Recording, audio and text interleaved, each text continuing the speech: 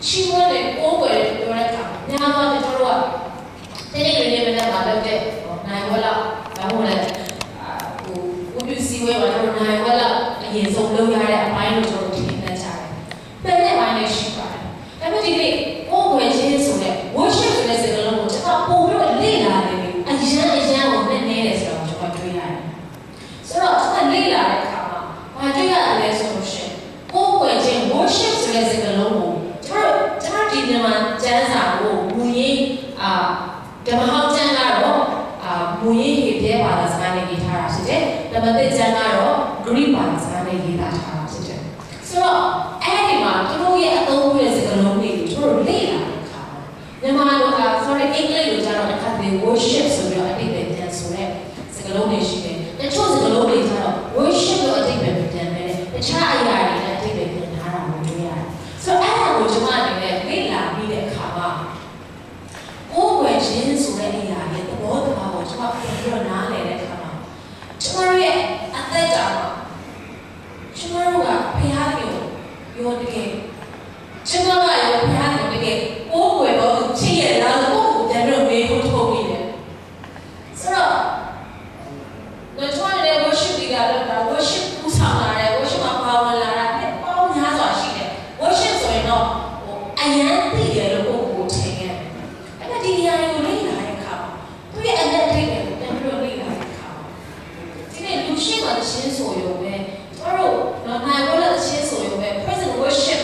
him so young or delay your present worship. I know I think I'll go down to my own one island or Ma'am. So, the time I will later come on. That's what the time of the mailing your dad's in it. I think I focus in the cost of worship. What when she had a forecast for patient and comes in patient. I'm still a answer.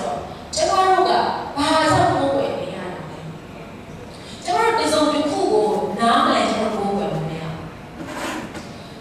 There's only a solution. Oh, I worship this. I worship him so you know. I do a channel, a yango, no. When I show English, you know that the child is you name in the music. Oh, I just worship him. He's so amazing. I do my channel. What I always say, I to worship the people, no. Worship is to worship or hope of them. September, I channel me actually. I see you, but I desire so that they can so, tomorrow, any bobo, you are any the number of people worship the Lord, the child, any worship the tomorrow. But you know what you remember to tell about you, you have to tell about living in a solution. Any the number of people got, people, and shadow. Two years, over that town, from your solution. Any other people who are really come had in Minaro shaving or in Minaro so good, and that's why they have to do. I bet you demonstrate in Minara didn't do that, this is my thing. So, by the time you go worship that solution, people yet, genius in people or yet, you are there. Boom the cool, I think you do not near that. Do not any go where you have to done. Tajalo, didn't tell you to do that. Payakin over a solution. Tomorrow, Payay, genius, and woman, the medicine and the over to the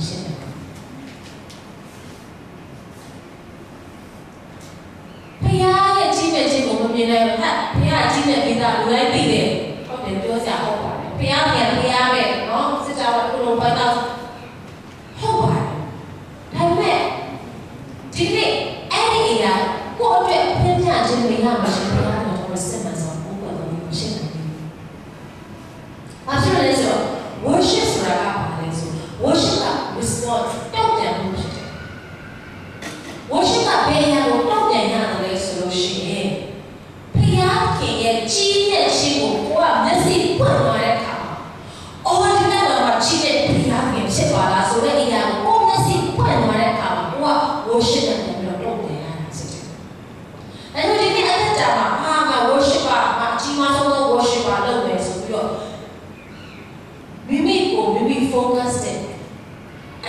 မှာရှိနေလို့မရဘူးဒီနေ့ကျွန်မပြောချင်တာနောက်များသောသောလူတွေကဘုရားကိုကိုးကွယ်တယ်လို့ပြောတဲ့အခါမိမိစိတ်ကြိုက်ကိုကိုးကွယ်နေပြီးသူ့ရဲ့ခြင်းနဲ့ခြင်းကိုမြင်ကြ။အဲဒီလိုတော့တခါလေဟာရှင်းဆိုရင်တို့ကြည့်တယ်ဟာရှင်းဆိုရင်တို့ကြည့်ဘူးဟုတ်လားမသိဘူးဒီလိုမျိုးဆိုမှကိုရှင်းဆိုမှဒီရှင်းဆိုမှအဲ့ဒါဆိုလို့ရှိရင်သိကြတယ်ဘုရားရဲ့ခြင်းနဲ့ခြင်းကိုမတွေ့ဘူး။ကိုယ့်ရဲ့ focus ကမိမိပဲဖြစ်တယ်။ focus ကကိုယ်ပဲဖြစ်နေတဲ့အခါ worship ပါလို့ခေါ်လို့မရဘူး။ Amen ။ဘယ်အချိန်မှ worship ကကိုယ်ဝယ်တော်သူကိုခေါ်လို့ရတယ်ဆိုရင်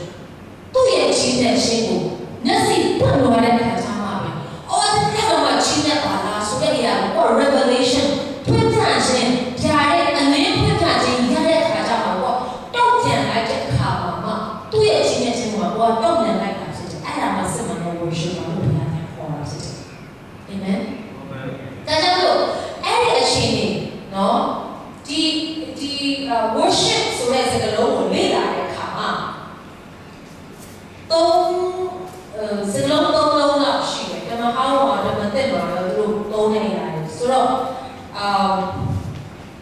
ကျွန်မလည်းလေ့လာထားတဲ့ဟာပေါ့နော်။ဆိုတော့နံပါတ်1ကဟေပြဲဘာသာစကားလို့ဟာဝါဆိုပြီးတော့အဲ့မဲ့ဓမ္မသစ်ကျမ်းထဲမှာတော့ proskunio ဆိုပြီးတော့ရေးထားတယ်။ဆိုတော့သူရဲ့အတိတ်တွေကဘာလဲဆိုလို့ရှိရင်ဘယ်လိုအတိတ်ပဲပြန်ဆိုထားလဲဆိုလို့ရှိရင်ပြန်ဖို့ to fall down ပြန်ဖို့တယ်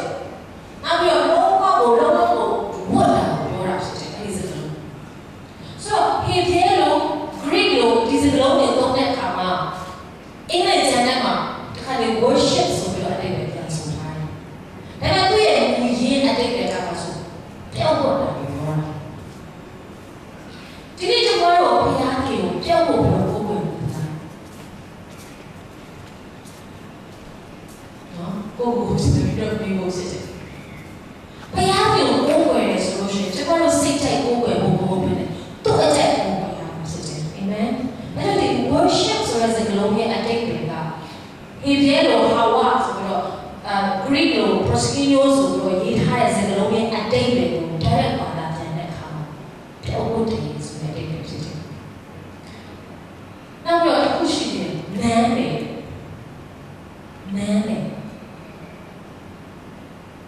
ဒီကျွန်တော်ဘုရားကိုနန်းတယ်လို့နော်စဉ်းစားမှုလားအဲ့ဒီအစစ်တီကျွန်တော်ဘုရားခင်နဲ့လောကကိုထိတွေ့ဘူးလားဆိုပြန်ပြီးတော့ကိုယ်ကိုစမ်းစစ်ဖို့ဖြစ်တယ်အာမင်ဒီကဆိုင်ဆယ်ကပြောတယ်အတိတ်ပဲတစ်ခုရတယ်ရက်တာရှားရက်ဟိုခွေးလေးတွေသူရဲ့သခင်ရဲ့လက်တွေသခင်ပြန်လာတဲ့အခါမှာကိုယ့်ရဲ့သခင်ရဲ့မျက်နှာကိုတစ်ခါမျိုးရှားနေရက်ပြီးတော့နော်အမိကလေးတော့ပြီးတော့ရမ်းပြီးတော့အဲ့ဒီလိုမျိုးရှားနေကိုအဲ့လိုမျိုးရက်တာဆိုတာလည်းကိုစီမျိုးဆိုတဲ့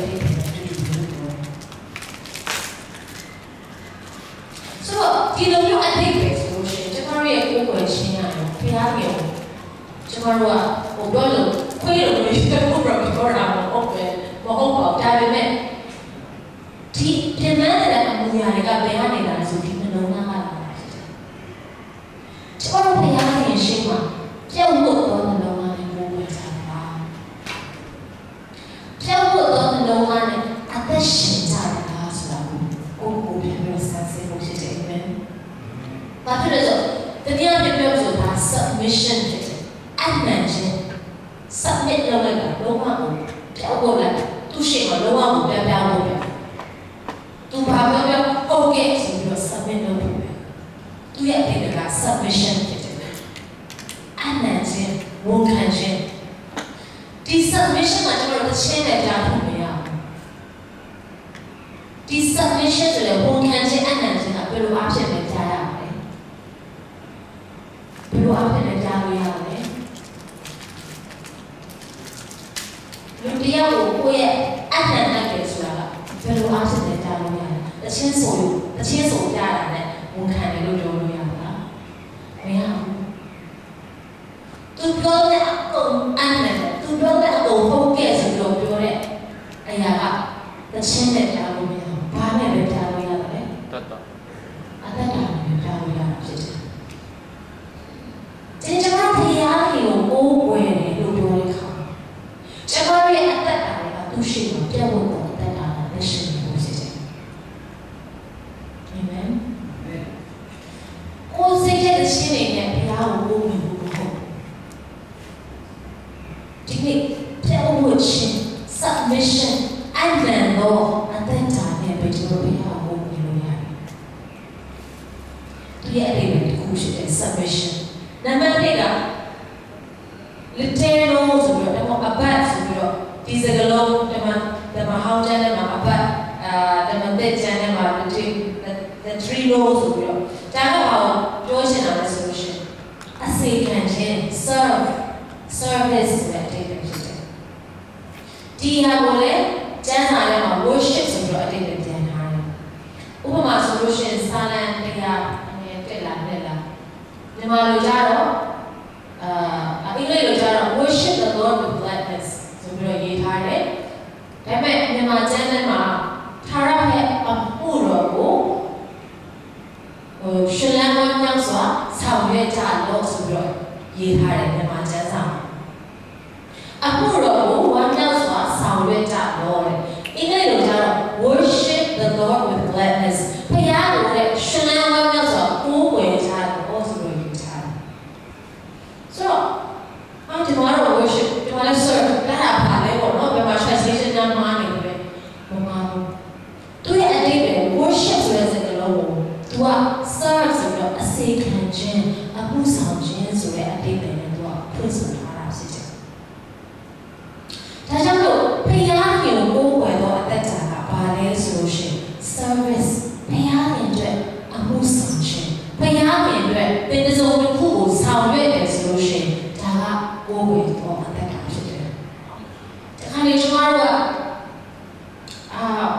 ဘုရားရှိခိုးစီစဉ်ရှိတဲ့အခါမှာအစီအစဉ်ရှိတဲ့အခါမှာခါလေကိုကပါဝင်ခြင်းတယ်လေနော်ဒီထဲမှာအားလုံးကပါဝင်ခြင်းအဲ့မဲ့လက်ဖေတော့ဆိုလိုက်အောင်လာပြောတယ်ကျွန်တော်လည်းအားလူတွေတက်တော့မဟုတ်ပါဘူးလိုက်ကျွန်တော်တို့ကျွေးရှိတယ်မဟုတ်ပါဘူးလိုက်ဆိုအဲ့လိုသွားရှင်ကြဒီထဲမှာလည်းပါတော့ငါတော့ဘယ်လိုခံယူခြင်းလဲတော့ worship မှာပါဝင်ခြင်းတယ်ဆိုပြီးတော့ကျွန်တော်ပါဝင်မှာနော်ဘာလို့ငါတာဟို miss ကိုချစ်ရှင်ဘူးကွာအလည်းမလို့ရှင်ဘူးတော့ကတော့ငါဘုရားကိုကိုယ်ရဲ့ရှင်အဲ့လိုတော့ရှက်တယ်ဒီကနေ့ကျွန်တော်ပြောရတဲ့စားဒီမှာပါလဲဆိုလို့ရှိရင်ဘုရားရဲ့အတွက်တစုံတစ်ခုကိုလှုပ်ဆောင်ခြင်းဆောင်ရွက်ခြင်းအစေခံခြင်းဒီဘုရားကပါလို့လေငါ့ကိုပို့ဝင်တော်သူဖြစ်တယ်အာမင်ဒါကြောင့်ကျွန်တော်တို့လူစီးရဲ့နေရာမှာထိုင်ရင်လည်းတော့ကိုခံယူခြင်းနဲ့ဘုရားပို့ဝင်နေတာဖြစ်ပါတယ် worship နဲ့ဘုရားကိုတော့ချင်းနဲ့ဘုရားကို worship လုပ်တာလည်းဒါဘုရားကိုပို့ဝင်နေတာဖြစ်တယ်ဒါပေမဲ့လိုအပ်ချက်ကြောင့်ခါတလေကိုကဒီနေရာမှာမရှိအားပဲနဲ့ဒီကလူတွေစားဖို့တော့ကိုပြင်ဆင်နေရတယ်အစေခံနေရတယ်ဆိုရင်လည်းဘုရားကအဲ့ဒါကိုကိုးကွယ်ခြင်းဆိုပြီးတော့တမန်တာရှိတယ်။ဒါဆိုဘုရားရဲ့ရှေ့မှာလူရှိမှာကိုးကွယ်တယ်လို့မတတ်ပါဘူး။အာမင်။မိမိရဲ့နှလုံးသားဖြစ်တယ်။ဒါကြောင့်ကိုးကွယ်ခြင်းဆိုတာကအမြဲတမ်းနှလုံးသားအမြဲတမ်းအသက်တာဖြစ်တယ်။ဒီလိုဘာအတွက်အစေခံတော့အသက်တာဘုရားရဲ့မျက်နှာကိုထောက်ပြီးသူလှုပ်ဆောင်တော့အရာဘုရားရဲ့ခိုင်းတဲ့အရာကိုလှုပ်ဆောင်ခြင်းအမှုဆောင်ခြင်းကဘုရားကသူ့ကိုကိုးကွယ်တယ်လို့ပြောတာဖြစ်တယ်။ဒါကြောင့်လူရှိမှာပဲနေနေကလကာနောက်ွယ်မှာပဲနေနေကျမရဲ့နှလုံးသားတွေကဘုရားရဲ့အတွက်အစေခံတော့နှလုံးသားဖြစ်ရင်ဘုရားကဒါမှကိုကိုးကွယ်တယ်လို့ပြောတာဖြစ်တယ်။အာမင်။အဲ့လူရှိမှာပဲနေပြီးတော့ဒီလိုမျိုးနှလုံးသားနဲ့ကိုးကွယ်ရင်လည်းဘုရားကကိုးကွယ်တယ်လို့ပြောမှာမဟုတ်ဘူး။ဆိုတော့အတိတ်ကကိုဘယ်နေရာမှာရှိတယ်လဲဆိုတာတဲ့ဒီနှလုံးသားကဘုရားရဲ့အတွက်လှုပ်ဆောင်နေခြင်းမလှုပ်ဆောင်ခြင်းပေါ်မှာဘုရားရဲ့အဆုံးဖြတ်ဖြစ်တယ်။ So ပထမကတော့ submission အနံ့ခြင်းနော်ဒုတိယကတော့ service ဆိုတော့လှုပ်ဆောင်ခြင်းဆောင်ရွက်ခြင်းအစီအစဉ်ခြင်းဖြစ်တယ်တတိယစကားလုံးကတော့ဘာလဲဆိုလို့ရှိရင် year ဆိုတော့ YARE year ဆိုတော့သူ တွေ့အတိတ်ကပါလို့ဆိုရှင်ကြောက်ရွံ့ခြင်းလေးမြတ်ခြင်းဖြစ်တယ် fear reverence ကြောက်ရွံ့ခြင်းကြောက်တယ်လို့ပြောရမှာမဟုတ်သစေတရေတွေကိုကြောက်တာမျိုးမဟုတ်ဘဲနဲ့လူဆိုးတွေကိုကြောက်တာမျိုးမဟုတ်ဘဲနဲ့ချစ်ကြောက်ယုံနေခြင်းကြည်ညိုခြင်းကိုပြောတာဖြစ်တယ်ဒီနေ့ကျွန်တော်ရဲ့အသက်တာအထူးသဖြင့်ယုံကြည်သူတော်များများရဲ့အသက်တာ the fear of the Lord ကတိတ်ပြီးတော့နေရာမရတော့တော့ခါလေးခံစားရတယ်ဖခင်ကိုကြောက်ရွံ့သောအသက်တာရော့သွားတဲ့အခါတခါတလေဘာဖြစ်ဆိုကိုယ်စိတ်ကြိုက်တယ်အသက်ရှင်နေတယ်ရှင်းကြောက်ခြင်းမရှိတော့တဲ့အခါမှာဖခင်ကတော့တိတ်ကြီးမဆိုင်တော့ပဲမိမိအသက်ရှင်ခြင်းလိုမျိုးအသက်ရှင်သွားလာကြတဲ့လူတွေတော့များစွာယုံကြည်သူတွေနဲ့များစွာရှိတာဒါပေမဲ့ဖခင်ကိုကြောက်ရွံ့ခြင်းဆိုတဲ့စကားလုံးကိုတချို့အင်္ဂလိပ်ကျမ်းမှာ worship ဆိုတဲ့အဓိပ္ပာယ်ပြန်ဆိုထားတယ်။ဒါကြောင့်မို့တင်းရဲ့အသက်တာဒီကြောက်ရွံ့ခြင်းဆိုတာကလည်းအချင်းနဲ့ပေါ်ပြလို့မရဘူးနော်။ဒီနေ့တွေနိုင်ဝတ်ကလေးပဲပေါ်ပြလို့ရတဲ့ဟာမျိုးမဟုတ်ဘူး။ကြောက်ရွံ့သောအသက်တာယုံသိလေးမြတ်ခြင်းကြည်ညိုသောအသက်တာဆိုတာကမိမိရဲ့ဘဝနဲ့တားလို့ရတာဖြစ်တယ်။စာရေးစရာတစ်ပါးထုံးစားနော်ထုံးစားဆိုတဲ့စာရေးစရာသူဘာပြောလဲဆိုလို့ရှိရင်ကျွန်တော်ပြရှိချက်အရာတဲ့ခရိယန်တွေပေါ်များများကဘုရားရဲ့တန်ရှင်းခြင်းနဲ့ပတ်သက်ပြီးတော့ဘုရားကိုတန်ရှင်းတယ်လို့ပြောတဲ့အခါမှာသိပြီးတော့ comfortable မဖြစ်ကြဘူးလေဘုရားတန်ရှင်းနေတဲ့ဘုရားဖြစ်တယ်နော်အရာကိုတန်ရှင်းတယ်လို့ပြောတဲ့အခါကျတော့အခါလေးသိပြီးတော့ comfortable မဖြစ်ကြဘူးလေအဲ့ဒီလိုမျိုးအခြေအနေတွေမှာတဲ့ကျွန်တော်ကတော့စဉ်းစားမိတယ်သူတို့ရဲ့ worship quality ဘယ်လိုများဖြစ်မလဲလို့ကျွန်တော်စဉ်းစားမိတယ်လို့ပြောတယ်ပြောချင်တာကဖြစ်တယ်လို့ကိုးကွယ်ကြတယ်ကိုးကွယ်လာကြတယ်လို့ပြောချင်တာဒီနေ့ကြောက်ရွံ့ခြင်းလို့ပြောတဲ့အခါမှာနော်ကိုယ်ပဲချိန်ချိုက်တယ်ဆိုပြီးတော့အဲ့လိုမျိုးကြောက်ဖို့ပြောတာမဟုတ်ဘူးကျွန်မလည်းအရင်ကတည်းကပြောပြတာပဲဘုရားကချစ်ချင်းနဲ့တာဖြစ်တယ်သူရဲ့ချစ်ချင်းနဲ့တာအားကြီးမားလို့နဲ့ဆိုကိုယ်တအားချစ်တဲ့လူကိုစိတ်ဆိုးအောင်လုပ်ပြီးမှကိုအရန်ကိုကြောက်တာဖြစ်တယ်ဟုတ်တယ်နော်အဲ့ဒီလိုမျိုးကိုကျွန်မပြောချင်တာဖြစ်တယ်ဘုရားကကြောက်တဲ့ဝင်ကောင်းတယ်အဲ့မဲ့ချစ်ချင်းနဲ့တာနဲ့ပြေဆုံးတဲ့ဘုရားတန်ရှင်းတဲ့ဘုရားချစ်ချင်းနဲ့တာနဲ့ပြေဆုံးတဲ့ဘုရားဖြစ်တယ်ဆိုတော့ဒီနှစ်ခုကိုကျွန်တော်တို့ဒူရဲ့ကြည့်တဲ့အခါမှာကျွန်တော်ရဲ့အသက်တာတွေဟာဒီနေ့သူကျင့်တော့အသက်တာနဲ့ကိုယ်ဝင်နေမှာဖြစ်တယ်အာမင်ဒီနေ့ဘုရားရဲ့အရှင်ခြင်းဘုရားရဲ့ကြီးမြတ်ခြင်းဘုရားသခင်ရဲ့ကြောက်မဲ့ဖွယ်ကောင်းသော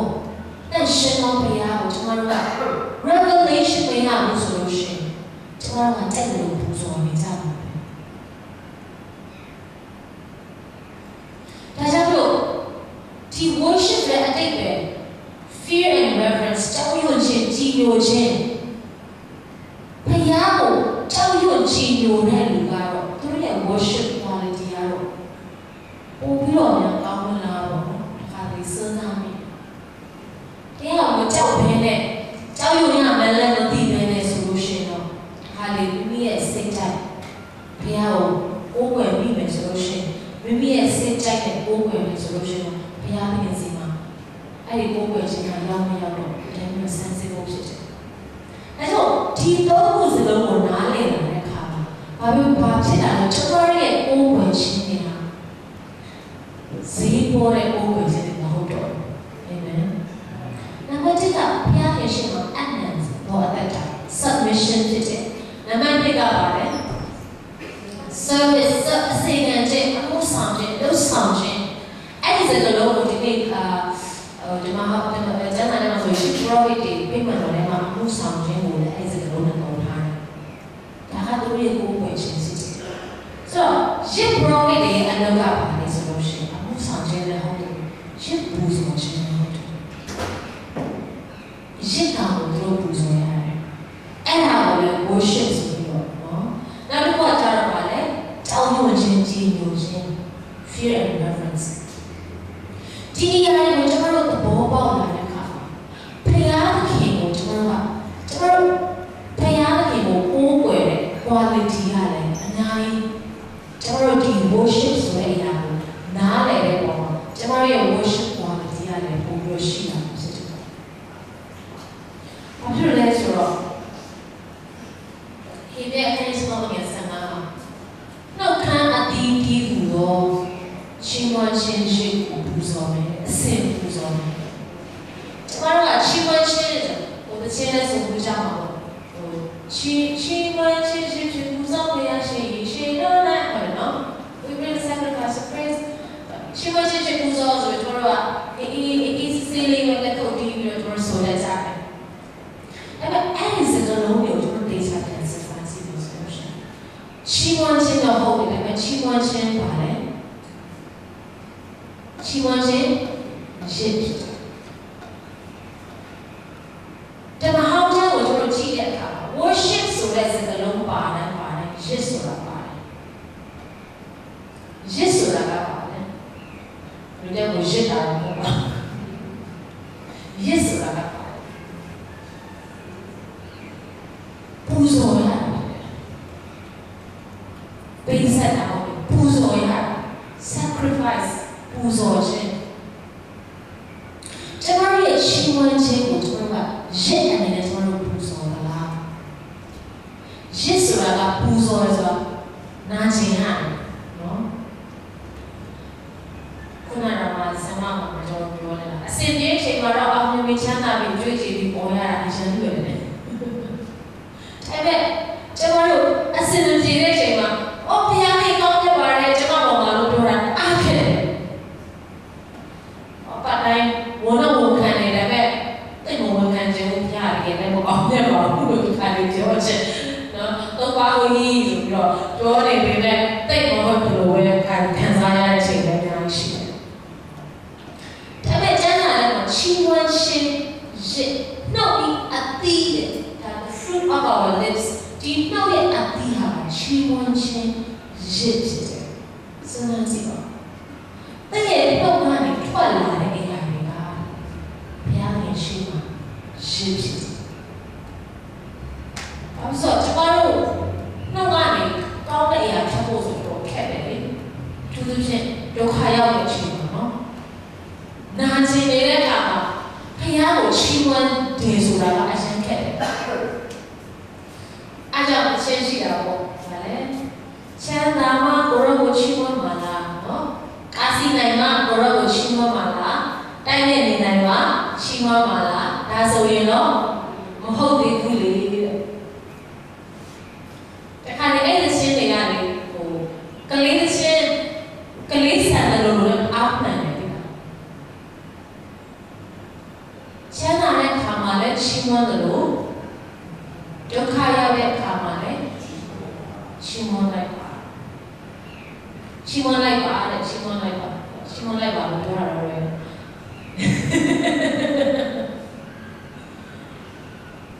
နော်ကားစီးနိုင်မှလည်းဒီခါလေးကျွန်တော်တို့ကဘာတော့မနဲ့မဆိုင်ဘူးကားစီးဖို့ဘတ်စကားခါတော့ရှိပါတယ်မပြောနဲ့ဘတ်စကားခါမရှိတဲ့ချိန်လည်းရှိတယ်နော်ကျွန်တော်ဆိုတော်လေးကိုပြရတယ်ကျွန်တော်ကဘတ်စုံတင်ပြီးတော့ခါလေးဘတ်စကားခါတော့မနေကြည့်ပြီးစီးရတဲ့ချိန်ရှိခဲ့ပါတယ်ကျွန်မလည်းအရင်တော့ဆိုတက်စီစီဖို့တစ်ခါမစဉ်းစားဘူးแต่ဘုရားရဲ့ဒီရက်စက်ကခါမှာအချိန်တည်းတော့ထပ်ပါဝမယ်ဆိုတော့စက်တဲ့အချိန်မှာဘာဖြစ်လဲဆိုတော့ငွေတွေအကုန်ပြက်ငွေတွေအကုန်ပြက်ပြီးဟိုဆယ်တော့ရတယ်ဟိုဆယ်တော့ကတော့အရင်ကတော့တက်စီတစ်ခါမစဉ်းစားစီးရဲ့လူကဘာသာ200တန်ပေးစီရမှာနှမျိုးလို့တရားတယ်စောင့်နေရတယ်ဘိုးကလည်းကျွန်မချက်တိုင်းခဲ့ရပါတယ်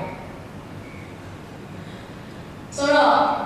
တကယ်ပဲတော့ဒါတော့ဘာသာခါနော်တက်စီခါမဟုတ်ဘူးအဲ့ဒီအချိန်မှာဘုရားကိုချီးမွမ်းဖို့အားခက်တယ်တခါတလေဘာသာကြီးတက်စီငါးကျင်တယ်ဒါပေမဲ့ဒီတက်စီမိုးနဲ့ငင်းမိုးနဲ့ပဲလိုက်တဲ့အခါတပတ်စာကိုစားလို့ရတယ်ဒီတက်စီတစ်ခါတိုင်းဆိုတော့အဲ့ဒီမှာအမိတိခံပြီးတော့ဘယ်တော့ပဲပြန်မယ်ဘာသာစီးခဲ့ရတယ်အချိန်နဲ့ရှိတယ်အဲ့လိုမျိုးအခြေအနေတွေမှာတစ်ခါတလေဘိုးရောကြီးစုတယ်ကိုယ်အားခဲ့မတော်ရှိဘူးဘာသာ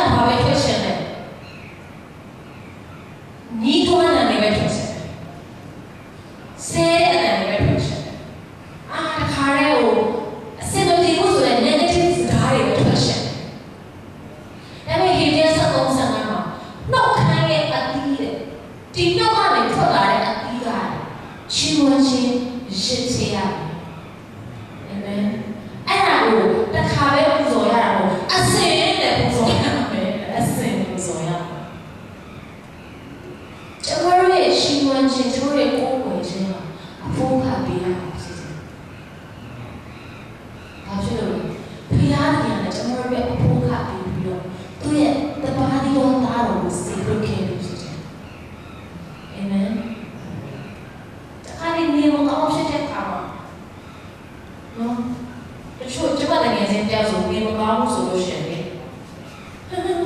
ဆိုတော့နော်你跑线哪嘞？我爱你人家我那阿拉，阿高嘞，我突然下来，人家下来，突然哎呦，所以咯，你来呀嘛，那边那大嘞都看啥呀？对呀，你要我们拍些公屏的那种，你会说呀，我后面哎呦，人家那阿拉，是吧？听到我那里新闻信息，赚了 OK， 真 OK。အဲ့ဒါကြောင့်လေရှစ်လို့ပြောတာစတယ်။ဟုတ်တယ်။ပူဇော်ခြင်းဆိုတာကအဲ့ဒါပူဇော်တယ်ဆိုတာကတော့အဘိုးကကြီးမားသောဘုရားတစ်ခုဖြစ်တယ်။ဒီကျွန်တော်ရဲ့တက်တာမှာဘုရားခင်ကကျွန်တော်တို့ကိုအဲ့ဒီလိုမျိုးချီးမွမ်းခြင်းနှုတ်ခမ်းရဲ့အသီးချီးမွမ်းခြင်းရှိကိုအစဉ်ပူဇော်ဘုရားအဲ့လိုရှိတယ်ဒါမိမိရဲ့ခေါ်အားနဲ့တော့မိမိရဲ့ဆုံးဖြတ်ချက်နဲ့တော့ဘယ်လိုမှမဖြစ်နိုင်ဘူးသိချတယ်။ကိုယ့်ရဲ့ရွေးချယ်မှုသာဆိုလို့ရှိရင်ဘယ်လောက်တောင်မှဒုက္ခရောက်တယ်ဘယ်လောက်တောင်မှဘာဖြစ်တယ်ဘယ်လိုပဲကလေးကဘယ်လိုစကားနားမထောင်တာနော်ဘယ်ကလေးကဘယ်လိုဖြစ်တာဘယ်သူကဘယ်လိုဖြစ်တာကျွန်တော်တို့အဲ့ဒါကိုပြောရအားဒီကနေပြီးတော့အမလေးဟိုအလိုလိုနေတဲ့အရင်ရှင်အဲ့ရပြောရရင်ခါတော့ဘူးမှထိုင်ကြမလို့အလိုလိုနေတဲ့ပြောကြပုံများလာလို့ပြီးတဲ့ခါကျတော့ဘယ်လိုခံစားရလဲပေါ့လို့ခံစားရမယ်ထင်တယ်မပေါ့ပဲနဲ့ဥပ္ပိလာတယ်လက်တွေ့အဲ့ဒါတော့စိတ်ထဲမှာရှိတာထုတ်လိုက်တာပေါ့နော်ဒါပေမဲ့များပေါ်တဲ့ခါမှာကျန်တာတော့တည့်ရဲ့ထုတ်ရဲ့အပြီးကိုဝတ်ဆော်စားရမယ်လို့ပြောထားပြီးသားလေတော့ကျန်တယ်မှာဆိုတော့ကိုပြောလိုက်တဲ့ဟာကအတီးဖြစ်ပြီးတော့အဲ့ဒီတီးကိုဝတ်ဆော်ရတယ်ဝတ်ဆော်အဝတ်ကိုစားရတယ်ဆိုတော့ဘာလို့ဝတ်စားရှင်းလဲအဲ့ဒါကိုပြောထွက်လို့ရှိတယ်ဆိုတော့ဒုက္ခရောက်တဲ့ဟာကိုကိုလို့ဒုက္ခရောက်ရှင်တော့နည်းနည်းဝန်ခံတော့ဒါပေမဲ့မဝန်ခံဖို့လည်းတော့ခက်တယ်နော်ဒုက္ခရောက်တယ်ဆိုတော့မပြောထွက်ဖို့လည်းတော့ပြိတာလည်းတော့ရုပ်ခက်တယ်အကောင်းဝန်ခံဖို့လည်းတော့ခက်အဲ့ဒါကြောင့်ဒီဟာကိုဘာပြောလဲဆိုရှင်းလို့ပြောတာဖြစ်တယ်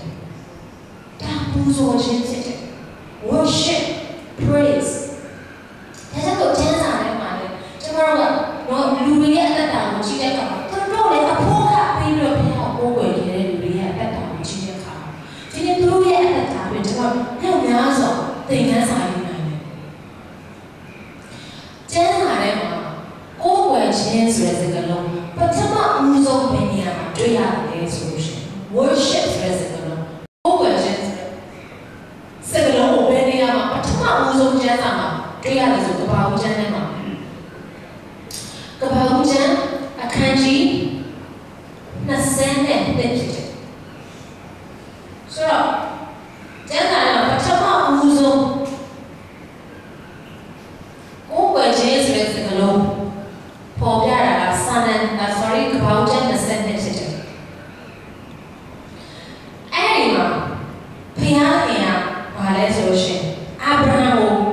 စုံစမ်းခြင်းကနော်ကိုယ်ွယ်ခြင်းကဘာဆိုစုံစမ်းခြင်းနဲ့စစုံစမ်းခြင်းနဲ့စပဲစုံစမ်းခြင်းအာဗြဟံကိုအာဗြဟံတို့ရှိပါသည်ဟုရှောက်နေသင်သည်အလိုချစ်သောမင်းအရင်ချစ်တယ်နောက်ပြီးတော့တရားဒီတော်သား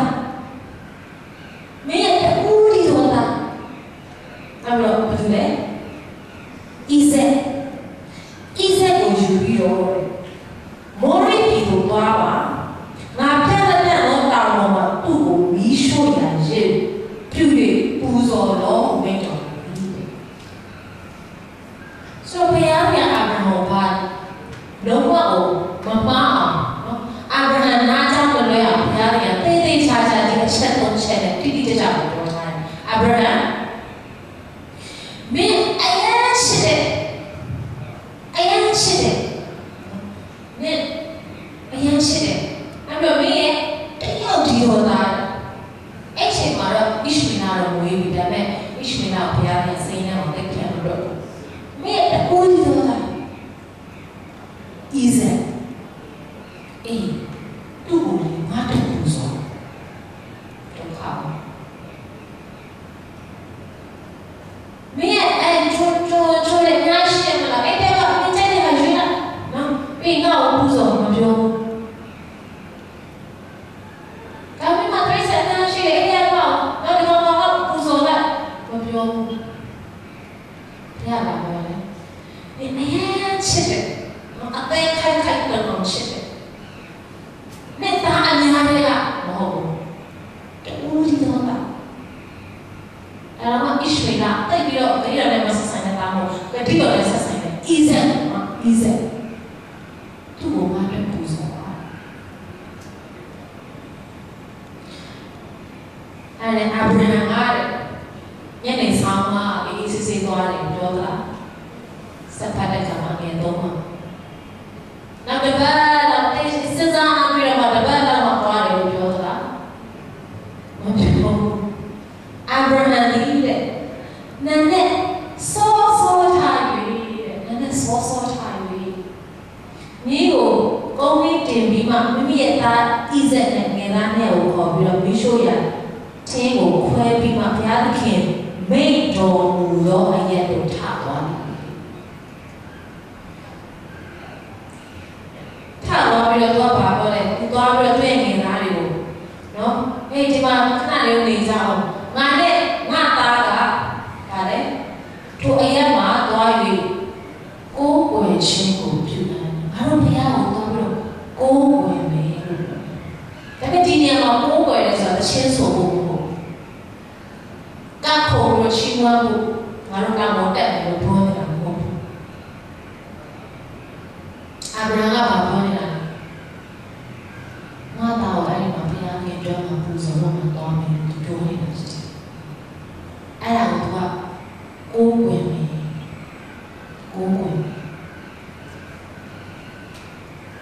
Tapi jangan nak kau jadi seorang siapa pun yang lebih. Bukan siapa pun yang kau jadi lebih. Jadi jangan lupa orang yang ada lebih yang kau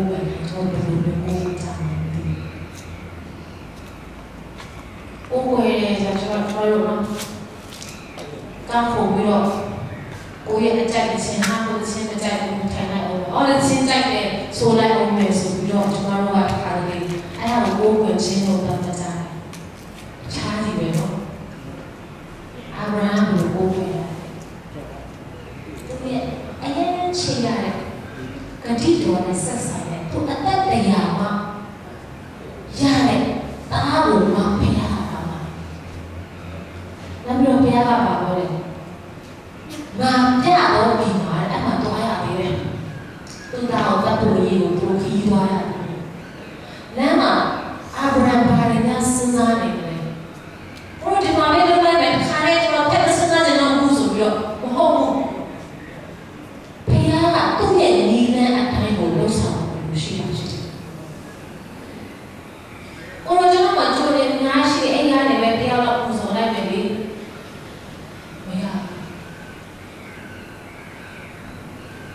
Orang boleh cuma fokus saja, Yesus saja. Ada orang boleh cuma orang boleh cuma orang sebenarnya kita saja. Orang boleh cuma sesuatu saja.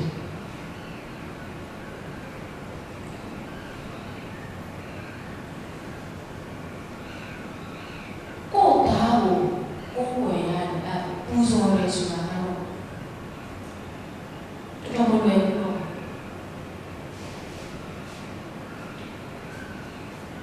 Cuma di sana masyarakat merasa tidak boleh cuma dua orang.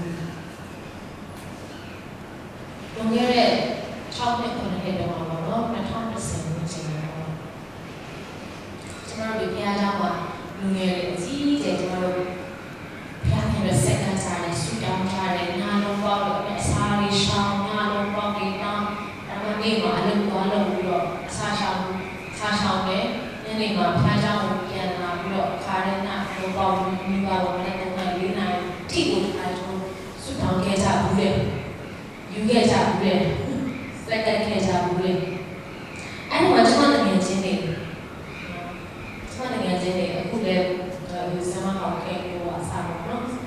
ဆမစံကျေတော့ကျွန်တော်အချစ်တဲ့စက်ကတ်တော့သူကဘယ်လိုစတောင်းခဲ့လဲဆိုတော့ကိုရောဒီမှာဒီလိုထားဖို့လိုအပ်ရင်လည်းကျွန်တော်ရဲ့အသက်ကိုယူပါဆိုတော့စက်ကတ်တာ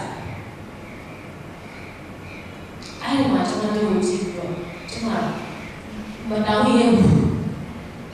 အဲ့ဒီလိုမတောင်းရဲဘူးတို့ဒီလိုစက်လို့အကျိုးစတော့တော့လာပြီးတော့ဘယ်ရအောင်လဲဖြစ်ပြသွားတယ်အဲ့လိုမျိုးကိုဆက်ပေါ်လို့ရစားစက်ခင်ရတာကိုရောတဲ့အသေးခံတတ်တာလို့လားဒီမှာဘီရိုထားလို့ဆိုရှင်ကျွန်တော်ရဲ့အသက်ကိုဆိုတော့ကျွန်တော်ရဲ့အသက်ကိုလူငယ်တွေပါတို့ကိုရရှိရပါရှိတယ်လို့ပါစက်ခင်ရကြတဲ့တကယ်ကိုအဲ့ဒီတော့ခနဲ့စက်ကတို့ဆူတောင်းတာကျွန်မနားထောင်တယ်ကျွန်မလည်းအရင်ကြောက်ကျွန်မစက်ကလည်းကိုယ်ကျွန်မမသိရဘူးကျွန်မပြရဘူး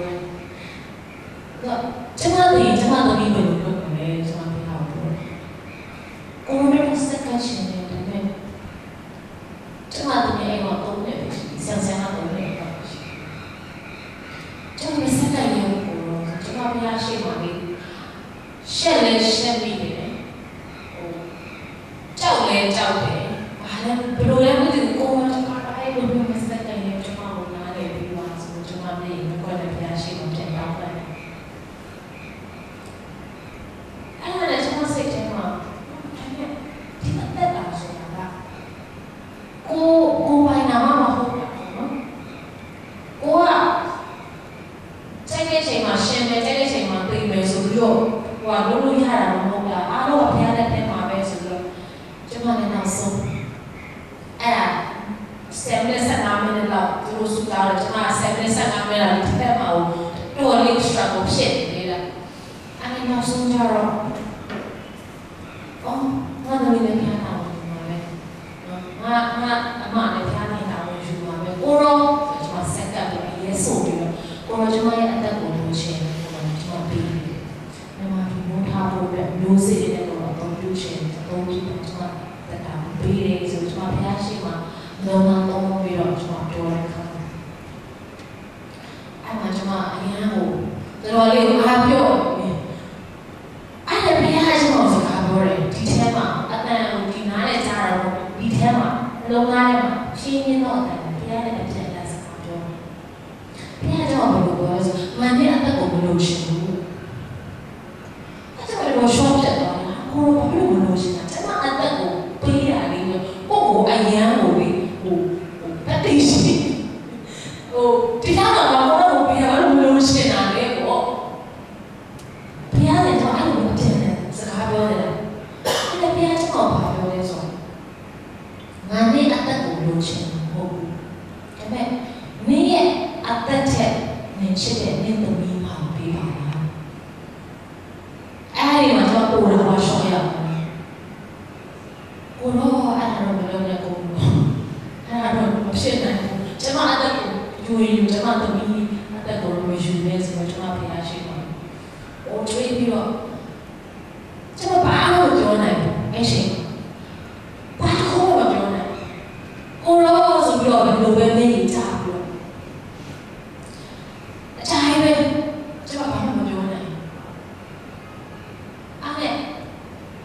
ခုနကငါရဲ့အသက်ကိုတော့ဘာမှမပါဘူးငါသမီးအသက်ကိုလည်းငါဘာမှမဟုတ်တာနောက်တစ်ခုကပန်းရှင်ကသူ့ရဲ့ဥစ္စာကိုပြန်တောင်းတဲ့အခါမှာခဏပေးတော့ပြန်တောင်းတဲ့အခါမှာကိုကမပေးချင်ဘူးဆိုလို့ရှိရင်ကိုလူဆိုးတင်တာအဖို့အရေးယူတာအဲ့ဒါနဲ့ကျွန်မအကြိုက်ပဲပြရှိတော့မကြွေးကိုတော့ကျွန်မအဲ့ဒါကိုဒီတိုင်းပဲပြောတယ်အဲ့နောက်ဆုံးကြတော့တရားအလုံးကိုပြန်ခင်ပေးတာပဲရှိတယ်တရားခင်ပြန်တော့တရားပါပဲငါရဲ့အသက်ကိုလည်းတရားပါငါသမီးကိုလည်းတရားပါဖြစ်တယ်လောကမှာနေတဲ့ချိန်မှာငါ့ကိုခဏအထားရတယ်ဖြစ်တယ်ငါလည်းပါမဟုတ်ဘူးဆိုတော့ငါ့ကိုဆိုကျွန်မပြရှိမှအဲ့တောင်းနေရလေးမှာဖျားကြောင်းနေမှာကျွန်တော် ထောင်ပြီးတော့အဲ့မှာအာဗြဟံကျွန်တော်အရှမ်းကိုဒီထဲမှာအာဗြဟံလိုမျိုးဘယ်လိုပြောရမလဲ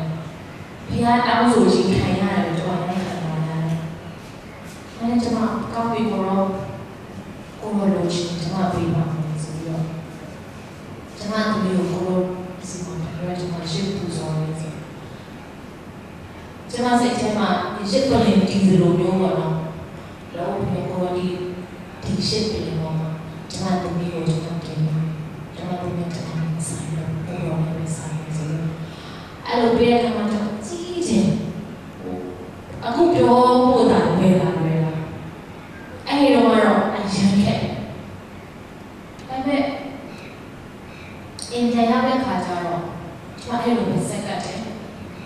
ဒါကိုရောရဲ့အပိုင်းတော့ကျွန်တော်မဆိုင်တော့ဘူးကိုရောတိုက်တယ်ကျွန်တော်ပူဇော်တယ်အင်ဂျင်ရတဲ့ခါကျွန်မအမောင်ပြောပြတယ်ပြောပြတော့သူလည်းအကြီးကျယ်နေကြဆိုတော့ကျွန်တော်တို့ဘာလို့လုပ်ရလဲမသိဘူးဒီနေ့ဆန်ဆန်ပါဖြစ်မလဲတခုခုများဖြစ်သွားမလားပေါ့နော်ဘုရားများတကယ်ပဲသူရဲ့အသက်ကိုရှုပ်သိမ်းမလားဆိုတဲ့အထီးတောင်ဘယ်လိုပြောမလဲအဲ့ဒီခံစားချက်မျိုးတော့ကျွန်မလည်းစကလုံးနဲ့မဖော်တတ်ဘူးဒါ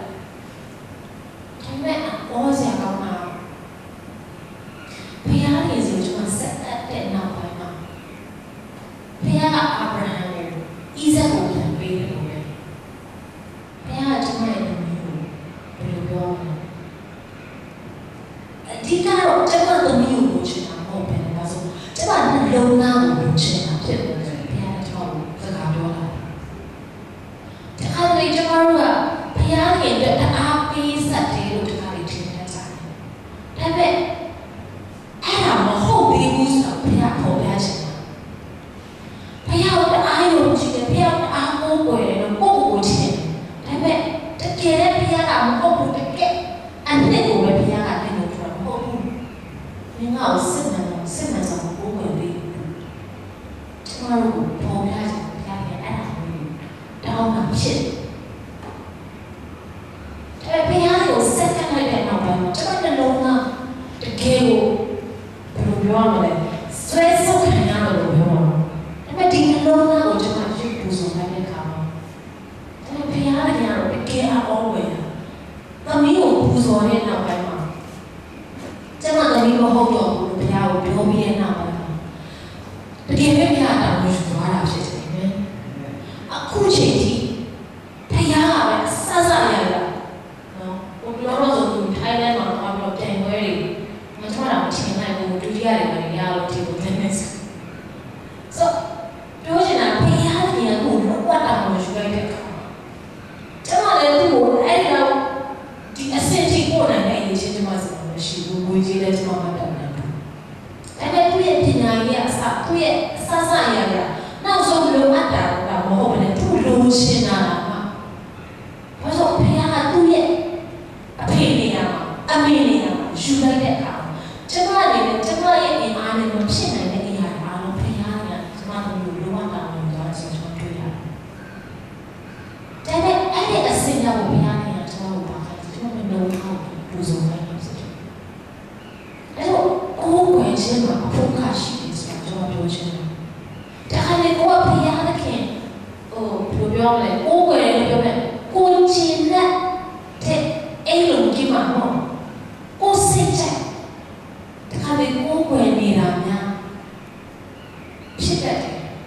ဒါပေမဲ့အဲ့ဒီမှာဘုရားကမဟုတ်ဘူးဘုရားနှလုံးသားဒီနေရာမှာရှိတယ်အဲ့ဒါကိုပဲပြီးဆိုတော့ဘုရားတဲ့ကျွန်တော်တို့တောင်းတယ်ဘုရားရဲ့နိလန်းဘုရားကဣဇက်ကိုတောင်းတာကလုံးဝမမှန်ဘူးတိတိကျကျကိုတောင်းတာဖြစ်တယ်ဒီကျွန်တော်တို့အတွက်ကျွန်တော်ရဲ့ဣဇက်ကတစုံတစ်ခုတစုံတစ်ယောက်ဘယ်သူပဲပါလဲဆိုတော့အပြီးဆုံးနေဖြစ်တယ်မိမိရဲ့ဣဇက်ကိုယ့်ရဲ့တာသမီးနဲ့ရှင်နေဖြစ်တယ်ကိုယ့်ရဲ့မိဘနဲ့ဖြစ်တယ်ကိုယ့်ရဲ့အလုပ်ကနဲ့ဖြစ်တယ်ဒါကိုလည်းကိုယ့်ရဲ့ရည်စားနဲ့ဖြစ်တယ်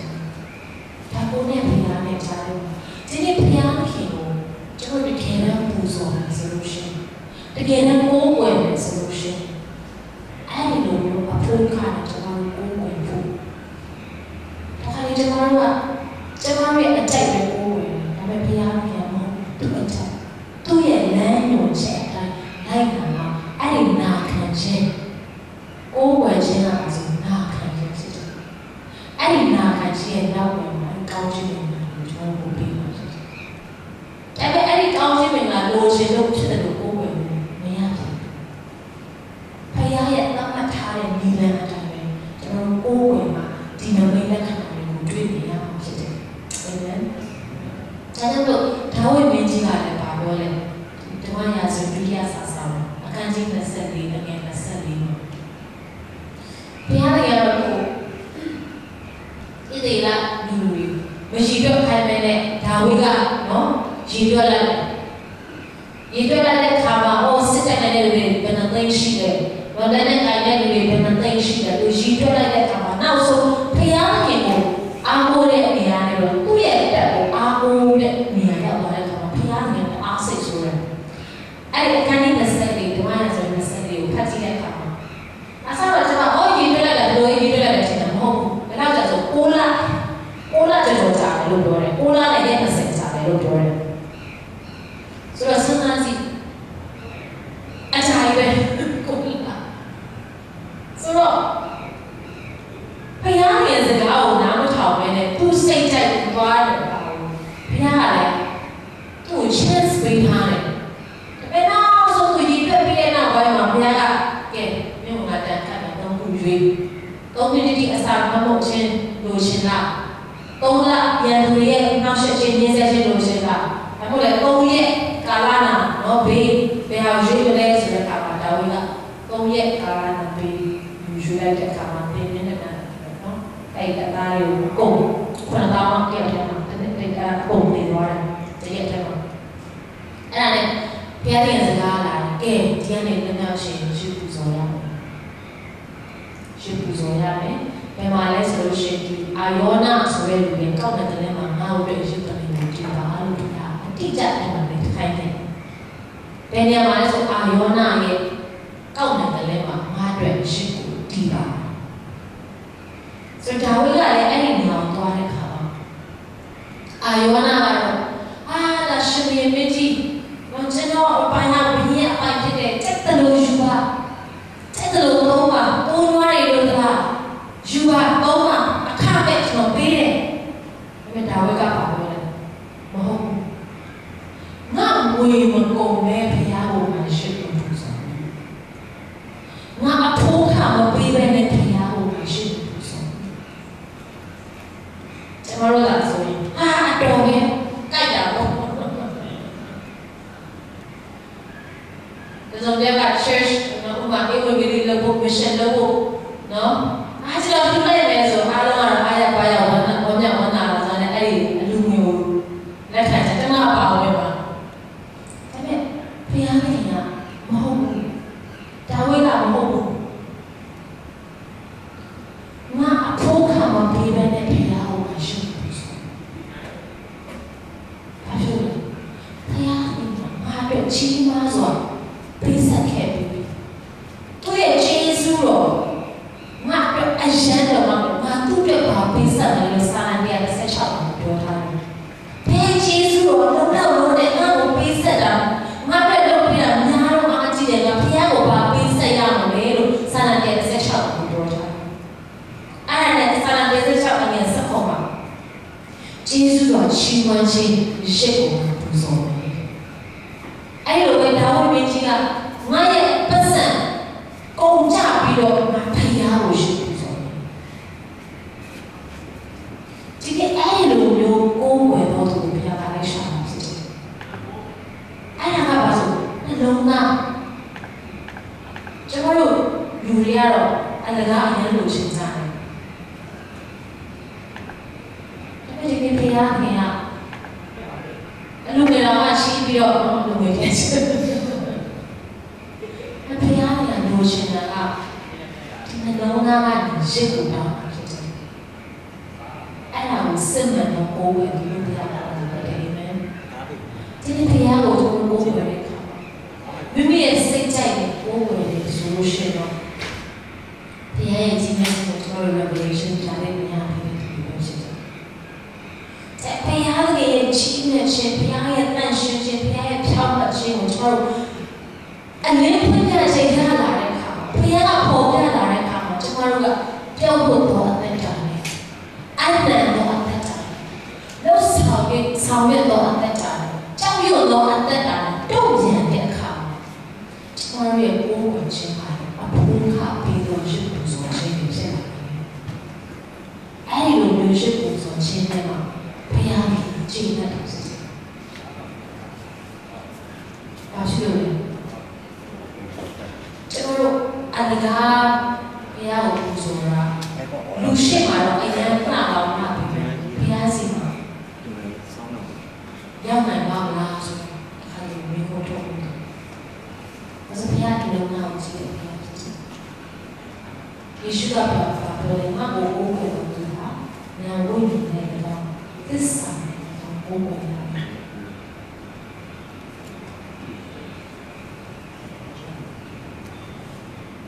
ဒီသစ္စာဆိုတာယေရှုရဲ့ပေးဆက်ခြင်းတော့ကိုးကွယ်ရတယ်ဆိုတယ်တမန်တရား the truth not spirit and truth ယေရှုက truth ဖြစ်တယ်တမန်တရားဖြစ်တယ်ဒီယေရှုရဲ့ပေးဆက်ခြင်းတော့ဘုရားကိုကိုးကွယ်ဖြစ်တယ်ကျွန်တော်တို့ကလည်းဘုရားကိုကိုးကွယ်တော့ဒါပြလို့ဆိုတော့ယောမခန်းကြီး7နဲ့အငယ်1ဒါအားလုံးသိပြီးသားဖြစ်တယ်ဘယ်လိုအသက်ရှင်ရမလဲဘယ်လိုရစ်ကိုပူဇော်ရမလဲဆက်တော့ဒီကျမ်းစာကိုဖတ်ကြည့်ရအောင်ယောမ7နဲ့အားလုံးလည်းနေပြီးသား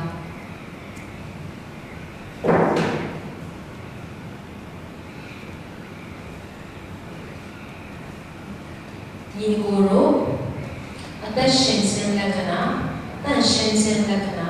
ဘုရားတကယ်ပြည့်တဲ့တော်ကိုဝယ်သောလက္ခဏာတွေပြည့်စုံသောရစ်ကိုသင်တို့သည်ပူဇော်၍မိမိကိုယ်ခန္ဓာကိုဘုရားခင်အားဆက်ကပ်ခြင်းတည်ဟူသောသင်တို့ပြုအပ်သောဝတ်ကိုပြုမြင်ကြောင်းဘုရားသခင်၏ဂရုဏာတော်ကိုထောက်ထား၍သင်တို့ကိုတိုက်တော်မူဆောင်၏ဒီနေရာမှာဘုရားသခင်ရဲ့ဂရုဏာတော်ကိုထောက်ထားပြီးတော့မိမိရဲ့ခန္ဓာကိုယ်ကိုအသက်ရှင်သောရစ်အနေနဲ့ပူဇော်ပါလို့ပြောတာ In view of God's mercy, offer your bodies as living sacrifice. အင်္ဂလိပ်ကျမ်းစာမှာတော့အဲ့ဒီဘုရားရဲ့ဂရုဏာကိုထောက်ထားရေးဆိုတော့phrase ကအရင်လာတယ်ဆိုတော့ဘုရားရဲ့ဂရုဏာဘုရားရဲ့ကျေးဇူးတော်ဘုရားရဲ့ကျွဲပွားတဲ့ကောင်းခြင်းတွေပါကျွန်တော်တို့ရဲ့လက်ဆောင်ပေးတဲ့အရာတွေကိုထောက်ထားပြီးအလုံးများများတယ်ဒီအရာတွေအားလုံးကိုထောက်ထားပြီးတော့ဘာလို့လဲမိမိရဲ့ခန္ဓာကိုယ်ကိုအသက်ရှင်သောရစ်အနေနဲ့ဘုရားကျေးဇူးဖို့ရစ်ပူဇော်ပါလို့ပြောချင်တာဖြစ်တယ်အဲဒါမို့မိမိရဲ့အသက်တာဘုရားရဲ့ဂရုဏာဘုရားရဲ့သစ္စာဘုရားရဲ့ကျေးဇူးတော်ပြန်စဉ်းစားကြည့်တဲ့အခါရှင်တို့လို့မကုန်ဘူးအာမင်ရှင်တို့လို့မကုန်ဘူးဘုရားရဲ့ကျမတို့ဒီတိုင်းမှာခုနကကျွန်တော်ချင်းဆိုနေတယ်ညီဖို့နဲ့ကနေချီးနှောင်းရတာဖြစ်တယ်ဒါဘုသူ့အတွက်ကိုယ့်အတွက်မဟုတ်ဘူး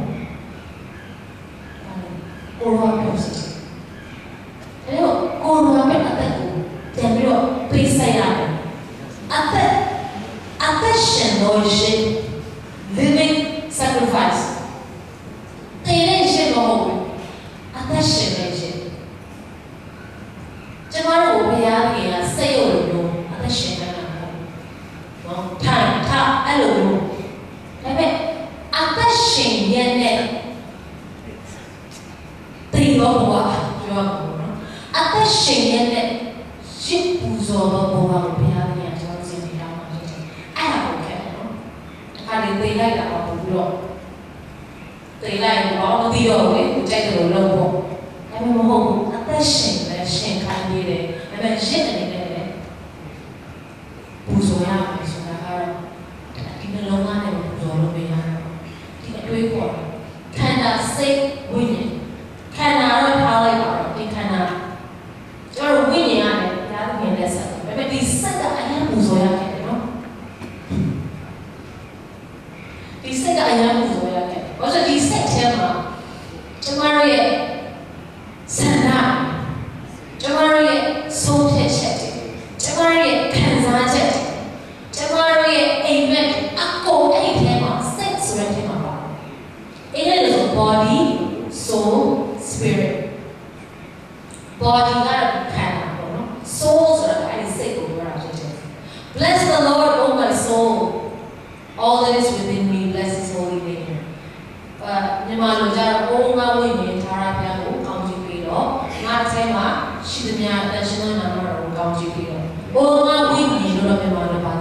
ပဲအင်္ဂလိပ်မှာ my soul ဆိုတာကပဲဟာလေအဲ့ဒီစိတ်ကိုပြောငါအထဲမှာငါရဲ့စိတ်ထဲမှာရှိတဲ့ညာတို့တဲ့ငါရဲ့ soul ထဲမှာရှိတဲ့ညာတို့ဆိုတာခုနကကျွန်တော်ပြောရခံစားချက်တွေပါခံစားချက်နဲ့ဘုရားကိုကောင်းချီးပေးပါခံစားချက်တွေမကောင်းပေမဲ့ဆိုတာအဲ့ဒီရှင်းနေပေါ့အဲ့ဒါလေးချောင်းပေါ့နောက်ပြီးတော့မိမိရဲ့ဆန္ဒမိမိရဲ့ဆုံးဖြတ်ချက်တွေပါမိမိဖြစ်ရှင်တဲ့အရာမိမိရဲ့အိမ်မက်တွေမိမိရဲ့အကောင့်တွေပေါ်ခြင်းတဲ့အရာတွေအားလုံးအဲ့ဒီစိတ်ထဲမှာရှိတယ်ဒါပေမဲ့ဒီနေ့ဘုရားကအဲ့ဒါနဲ့ဘုရားကိုပူဇော်ပါတယ်လူတွေမနိုင်ဆုံးအဲ့ဒီစိတ်ဒါပေမဲ့အဲ့ဒီစိတ်နဲ့အဲ့ဒီ soul နဲ့ဘုရားကိုဘုံဝင်ဘုရားကိုရှိတယ်တဲ့အာမင်အလုံးစုံခြင်းနဲ့ the cause of worship ဘာဖြစ်လို့လဲသူကလည်းအများကြီး cause ကိုပေးခဲ့တယ်လားဘုရားရဲ့ဘက်ကအလုံးစုံကိုကျွန်တော်ပေးခဲ့တာကျွန်တော်အလုံးစုံကိုဆုံးမခဲ့ပြီလားကောင်းကင်ဘုံစီးစိမ်ကိုဆုံးလို့ကျွန်တော်တို့အတွက်ကျွန်တော်တို့ကိုယ်စားအသွင်ပြုခဲ့တာဒီအဲ့ဒါကိုနားလည်သဘောပေါက်ပါဆိုလို့ရှိရင်မိမိရဲ့နှလုံးသားနဲ့ဒီလိုပြန်ပြီးတော့ဝင်တယ်အဖို့ကပြေဝင်တော့တယ်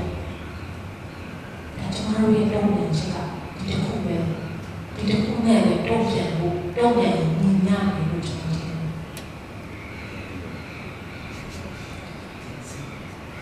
တယ်ဒါကြောင့်လို့ဟောရှိဒီကြားပိုင်တဲ့ကျွန်တော်ဆိုရတဲ့ဟောရှိကန်ဒီ6နဲ့6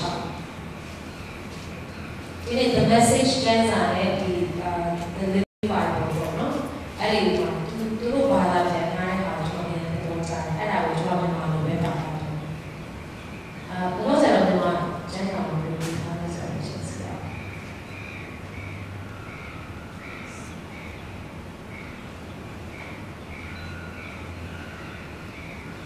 ဟောရှိကန်ဒီ6နဲ့6ရစ်ပူဇော်ခြင်းတဲ့အချင်းတဲ့သနာခြင်းပြုနာခြင်းတွေကမိရှုရာရစ်ပူဇော်ခြင်းတဲ့ဘုရားသခင်ရဲ့ကြောင်းဝင်ခြင်းပုံစံမှာဖြစ်တယ်။ကျွန်တော်တို့ရစ်ပူဇော်ခြင်းအချင်းတဲ့ကိုပြောတာ။ကျွန်တော်ရဲ့အပေါ်ရရှင်ကျွန်တော်တို့စိတ်ကြိုက်ပူဇော်တဲ့ရှင်ကိုပြောတာဖြစ်တယ်။ဒါပေမဲ့ဘုရားသခင်ကအဲ့လိုလိုရှင်ကိုတောင်းတာမဟုတ်ပဲနဲ့သနာခြင်းပြုနာပါဆိုဒီနှလုံးသားကိုတောင်းတာဖြစ်တယ်။မိရှုရာရစ်ပူဇော်ခြင်းနဲ့ဘုရားသခင်နဲ့ကျွမ်းဝင်ခြင်းခုနကပြောတဲ့နန်းရှုပ်ခြင်းဘုရားနဲ့ရှင်ပြီးကျွမ်းဝင်ခြင်းကိုဘုရားသခင်ကအဲ့ဒါကိုဘဝလို့ခြင်းဖြစ်တယ်။ပြောချင်တာကပါလေအပေါ်ယံနဲ့ကျွန်တော်တို့ချင်းဆိုတဲ့အရာတွေအပေါ်ယံဘာသာရေးဆန်လုပ်တဲ့အရာတွေတဲ့ဘုရားသခင်ကိုနှလုံးသားနဲ့ရှင်ပူဇော်ခြင်းကိုလုပ်ခြင်းဖြစ်တယ်။မိမိတို့စိတ်တဲ့ဘုရားကိုရှင်ပူဇော်ခြင်းနဲ့သူ့အကြဒီနှလုံးသားကိုရှင်ပူဇော်ခြင်းကိုဘုရားသခင်ဘဝလို့ခြင်းဒါကြောင့်လို့ဒီ the living bible I don't want your sacrifices ငါမရဲ့ရှိပူဇော်ခြင်းကိုငါမလို့ရှိဘူး I want your love မရဲ့အချစ်ကိုလို့ရှိတယ်ဘုရားပြောတဲ့စကားဖြစ်တယ် I don't want your offerings မရဲ့အလှူငွေတွေနင့်ပူဇော်တာငါမလို့ရှိဘူး I want you to know me မင်းငါ့ကိုသိကျွမ်းတာကိုပဲငါလို့ရှိဒီဘုရားနဲ့ကျွန်တော်တို့ရှိပူဇော်တာကကျွန်တော်တို့အလကားနဲ့ဒုက္ခရောက်အောင်ကျွန်တော်တို့တမင်တဲ့အတေးကိုကျွန်တော်တို့စီကနေပြီးတော့ပတ်စံနဲ့ကျွန်တော်တို့စီကနေအသက်ကိုတောင်းတာမဟုတ်ပါဘူး။ဒီတောင်းနေရှိတာကျွန်တော်နှလုံးသားရှိဖြစ်တယ်။နှလုံးသားနဲ့သူ့ကိုယ်ဝင်ရတဲ့သူကတောင်းဆိုတာစစ်တယ်။ဒါကြောင့်ကျွန်တော်တို့ရဲ့ရစ်ဘယ်လိုမျိုးရှိတဲ့ဘုရားကိုပူဇော်